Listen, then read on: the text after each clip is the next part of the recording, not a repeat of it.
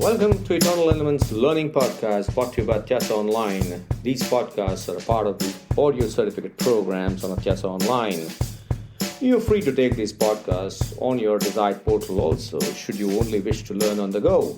Thank you so much for engaging on these podcasts, and you can connect with the author on LinkedIn, Twitter, and Facebook.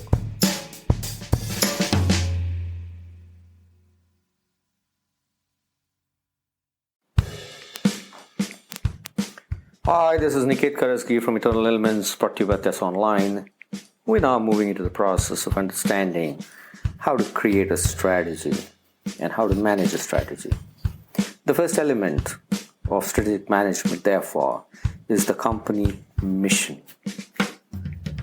A lot of companies have company mission, vision, value statements. We're going to discuss the mission statement. It cannot be a piece of ornament in a company, because everything arises from the womb of the mission. It's the core purpose for which a company is created, and it exists and it sustains itself. It's a unique purpose that sets the company completely apart from its competitors. It identifies the scope of its operations, markets, the kind of technology it will go for, who are the customers, and what kind of products and services will it enter. A mission statement is a comprehensive statement of how is it that you're going to uniquely serve your stakeholders. What difference are you going to make in the world around you, and how are you going to do it? The mission must also carry the identity of the organization. This is the identity that is describing what is it that the company is all about.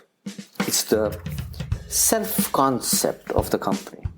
The self-concept of the company is the identity. It expresses itself to the market.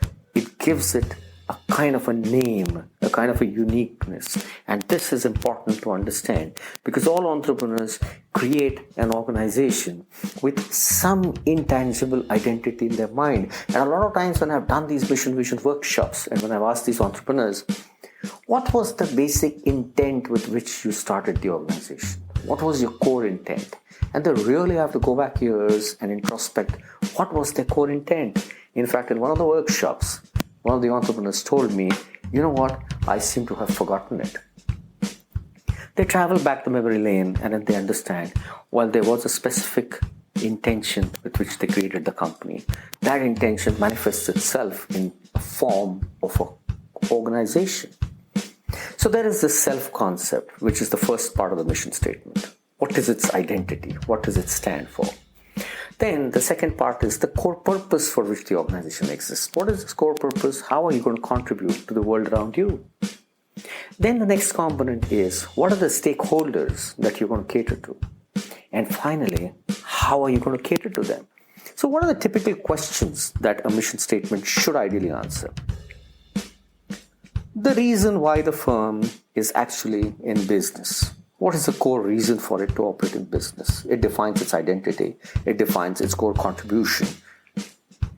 What are your economic goals? Are you an organization set for profitability? Or are you an organization set up to help people, like an NGO would be set? And in fact, a lot of NGOs also must have their own mission statements. What is your operating philosophy in terms of the quality, in terms of the way you're going to contribute, in terms of the way the technology is going to exist in your organization? What kind of competitive advantage and core competencies are you going to build?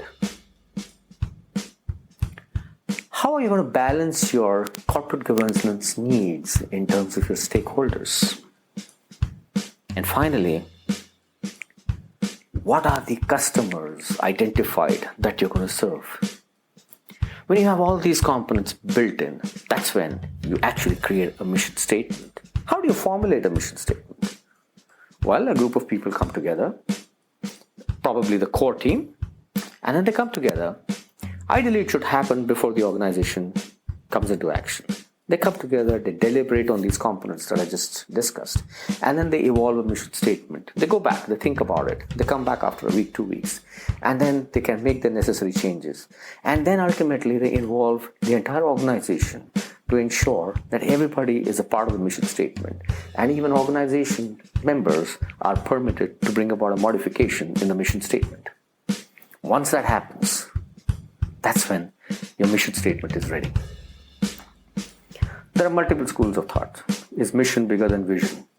Is vision bigger than mission? I belong to the school of thought which says both are equal. This is about the mission statement. We will then, in the next podcast, move into vision statements. Thank you very much.